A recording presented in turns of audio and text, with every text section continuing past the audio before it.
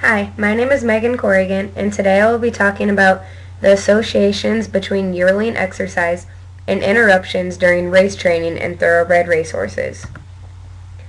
In all young animals, exercise can easily result in positive skeletal effects that remain in early adulthood. The mechanisms by which the musculoskeletal system responds to early training exercise in horses have been demonstrated and discussed. People have found that various frequencies, intensities, and types of exercise during training has been associated with reductions in the rate of injury to the muscles. In this study, the goal was to look at the effect of exercise during yearling sale preparation on the risk of interruptions during training in thoroughbred horses. The study used 114 thoroughbred horses. It started out with 490 horses, but trying to get trainers to collect data and also keep track of the horses was difficult. Afterwards, they only had 114 viable horses to use for the study. The methods for determining how pre-exercise affects injury were simple.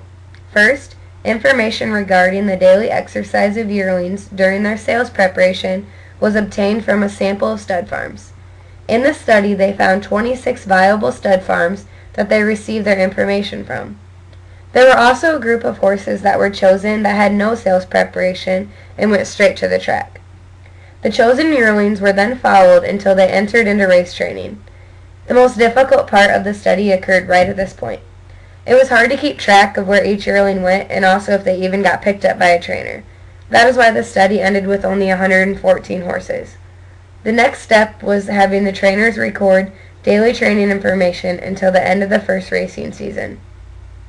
During these intervals of recording training information, trainers also were to record if a horse had an involuntary interruption or a voluntary interruption. The interruptions just mean that the trainer had to stop exercise for a certain amount of days. An involuntary interruption is when the interruption was due to presence of a condition or a disease. A voluntary is when the interruption happens from no known condition or disease that can be identified. So the main training areas that were recorded were time on the mechanical walker and also total hand walking time. Another area that was recorded was distance at a canter. So the mechanical walker is shown in the bottom left corner, and how that works is quite simple actually. The horse is tied to one of the poles that are around the walker, and then the trainer will then start to walk and either have the horses go at a walk or at a trot. The reason behind the mechanical walker is that the horse has to go with it and can't stop when they are being stubborn or if they're tired. That way the trainer makes sure that they are getting the exercise that they need. Hand walking is shown in the upper right hand corner. So during hand walking, the trainer will just walk the horse around, making sure it is as stress-free as possible. So the last one the study looked at was distance at a canter. This is shown in the bottom right hand corner. During this, the trainer rides the horse and has them canter, sprint, and also run other speeds. The goal of this is to work the horse and also get them used to having someone on their back. It is a great way to build up their endurance. So after the study was complete, all data was entered into a computer and a statistical analysis was completed. So they found that 82 of 114 horses had an interruption before the first trial. So 65 or 79% of the interruptions were voluntary and 17 or 21% were involuntary. So the main involuntary interruptions they found was shin soreness, and the main voluntary interruption they found was the fact that the trainer thought the horse needed time off to grow or gain back strength and energy. So the horses that had more hand walking time were associated with a huge decreased risk of voluntary interruptions, and longer distances at a canter were associated with decreased risk of involuntary interruptions. So the use of mechanical walkers also increased the risk of involuntary interruptions. So now I will show you two tables that may help you see the results a little more clear if you like statistics.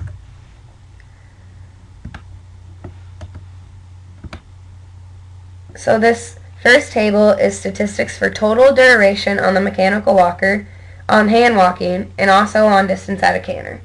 So there are other things on this table like jump outs and swimming, but the study didn't really focus on those, so we won't worry about them on this table. So the main reason for this table is to show how long the horses did each task during a week. The IQR is the percentiles of the horses.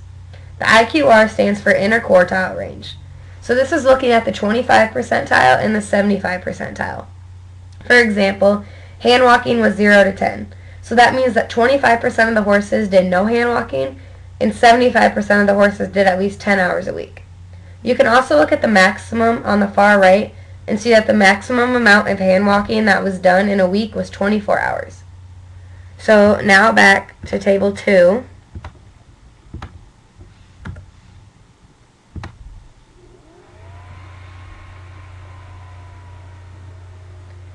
Now Table 2 talks about the associations of variables with voluntary and involuntary interruptions during training of the thoroughbred horses.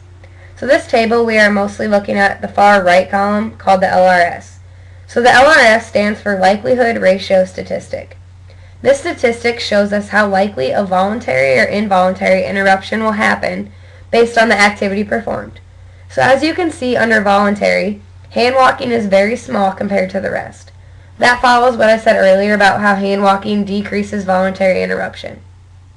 So another one you can see and look at is under involuntary interruption. Distance at a canter is much smaller than the rest. So that statistic is also where I got my information for what I said earlier about how distance at a canter reduces the chance of involuntary interruptions. So back to my PowerPoint after looking at those slides. Results of this study identified an association between early exercise during sales preparation and decreased risk of voluntary interruption and increased risk of involuntary interruption. So this study has shown that depending on the type of training, early exercise can help but also hurt a young horse. So when using hand walking or long distances at a canter, voluntary injuries can be widely reduced. So if using things like a mechanical walker, there's a better chance that your young horse will have an involuntary interruption. Further investigation on this subject is needed, but this study has shown that there may need to be modifications in the future to early exercise programs. So that is my presentation. Here are my citations. And I'd like to apologize that my voice was scratchy. I have a pretty nasty cold. But thank you for listening.